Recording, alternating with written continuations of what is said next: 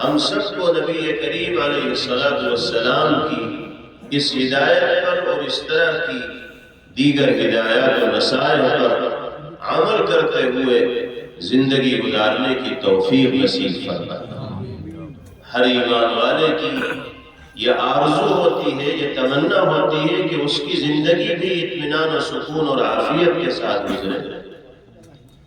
اور اللہ کی بارگاہ میں حاضری ہو تو وہاں کی سرخروئی اور سربلندی بھی اس کا مقدر بنے۔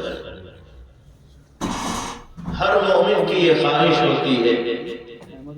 کہ حسن خاتمے کی دولت سے وہ نوازا جائے، زندگی بھی اچھی ہو، انجام بھی اچھا ہو۔ یاد رکھیے، حسن خاتمے کا مطلب یہ نہیں کہ اللہ کی بارگاہ میں سجدہ ریز ہونے کی حالت میں ہماری موت آ جائے۔ حسن خاتمے کا یہ مطلب نہیں کہ اللہ کے کلام کی تلاوت کرتے ہوئے ہم اللہ کی بارگاہ میں حاضر ہو جائیں۔ حسن خاتمے کا یہی مطلب نہیں ہے کہ ہم روزہ رکھنے کی حالت میں اللہ کی بارگاہ میں چلے جائیں۔ حسن خاتمے کا اصل مطلب یہ ہے کہ جب ہماری یہ آنکھیں بند ہوں تو کسی کا حق ہمارے کاندھوں کے اوپر نہ ہو، نہ جانی حق ہو، نہ مالی حق ہو، نہ عزت و آبرو سے متعلق حق ہو۔ اگر خدا نخواستہ سجدے کی حالت میں بھی ہم دنیا سے جا رہے ہیں اور 10 آدمیوں کے حقوق کو اپنے کاندھوں کے اوپر رکھے ہوئے ہیں تو حسن خاتمے کی دولت سے مالا مال ہم قرار نہیں دیے گئے۔ اصل یہ ہے کہ انسان اللہ کے جوار میں حاضر ہو تو معاملات کو دنیا میں وہ حل کر چکا ہو۔ ایسے ہی شخص کو ہمیشہ کی مسرت اور ہمیشہ کی کامیابی اور ہر طرح کی عزت و سعادت میسر ہوتا ہے۔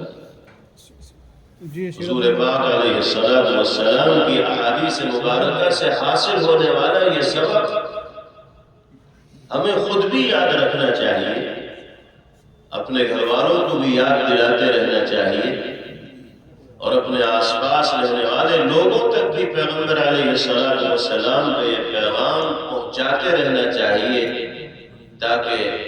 انسان کے ذہن سے اللہ کے حبیب صلی اللہ علیہ وسلم کی یہ نصیحت کبھی نکل نہ سکے۔ والدین کا ہمارے ذمہ جو حق ہے اس کی ادائیگی ہمارا فریضہ ہے۔ باپ ہونے کی حیثیت سے بچوں کے جو حقوق ہمارے ذمہ ہیں اس کی ادائیگی ہمارا فریضہ ہے۔ شوہر ہونے کی حیثیت سے بیوی کے جو حقوق ہمارے ذمہ ہیں ان کو بجا لانا یہ ہمارا فریضہ ہے۔ پڑوسی ہونے کی حیثیت سے پڑوسیوں کے حقوق کی ادائیگی کا اہتمام، رشتہ داروں کے حقوق کا پاس و لحاظ رکھنا، انسان ہونے کی حیثیت سے سب کے ساتھ حسن سلوک اور اچھا برتاؤ کرنا، یہ ہماری دینی اور ایمانی ذمہ داریوں کے اندر داخل ہے۔ ماں باپ کو ناراض کر کے، بچوں کی حق تلفی کر کے، بیوی کے حقوق کی ادائیگی کے سلسلے میں کوتاہی کا مظاہرہ کر کے خدا نخواستہ اگر اللہ کی بارگاہ میں حاضری کی نوبت آئے گی تو انسان کے لیے قدم اٹھانے مشکل ہو جائیں گے اور مرحلے کو عبور کرنا دشوار ہو جائے گا۔ سرکار دو عالم جناب محمد الرسول اللہ صلی اللہ تعالی علیہ وسلم سے پوچھا گیا کہ اللہ کی نگاہ میں انسانوں میں سب سے زیادہ محبوب اور پسندیدہ انسان کون ہے؟ تو نبی کریم علیہ السلام نے ارشاد فرمایا انفعهم لعیالہ، اللہ کے کنبے کو جو سب سے زیادہ فائدہ پہنچانے والا ہو، اللہ کی مخلوق کے لیے جو راحت رسانی کا کام کرنے والا ہو، جس کا وجود دوسروں کے فائدے کا باعث و ذریعہ بنتا ہو، خدا کی نگاہ میں وہی انسان سب سے زیادہ محبوب اور پسندیدہ قرار دیا جائے۔ تو ہمیں کوشش کرنی چاہیے پیغمبر علیہ السلام کے ارشادات عالیہ کی روشنی میں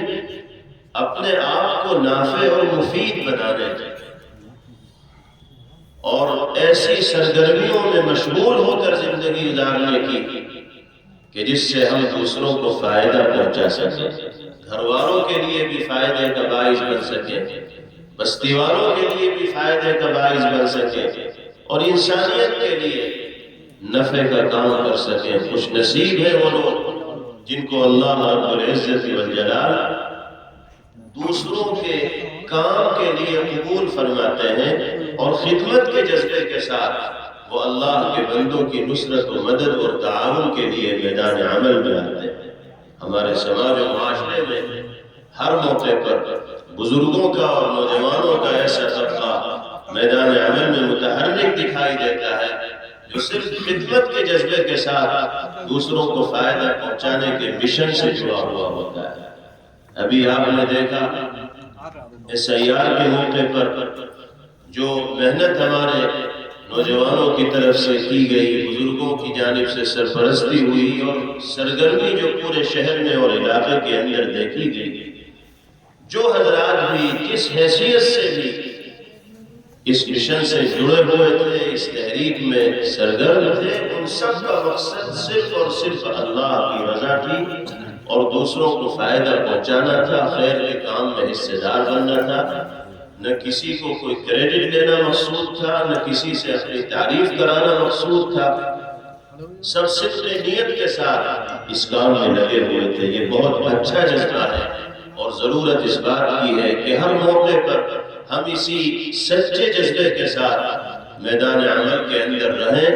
اور اللہ کی رضا اور خوشنودی کی حصولیابی کے لیے فکر مند رہیں۔ اللہ تعالی ہم سب کے یہاں جمع ہونے کو اور اپنے حبیب پاک صلی اللہ تعالی علیہ وسلم کی محبت و عقیدت کی مناسبت سے منعقدہ اس مجلس میں شریک ہونے کو اپنی بارگاہ میں قبول فرمائیں، اور اسلامی آداب سے مالا مال ہو کر زندگی گزارنا اللہ تعالی ہم سب کے لیے سہل اور آسان فرمائیں۔ وآخر دعوانا ان الحمدللہ رب العالمین۔ سبحان اللہ۔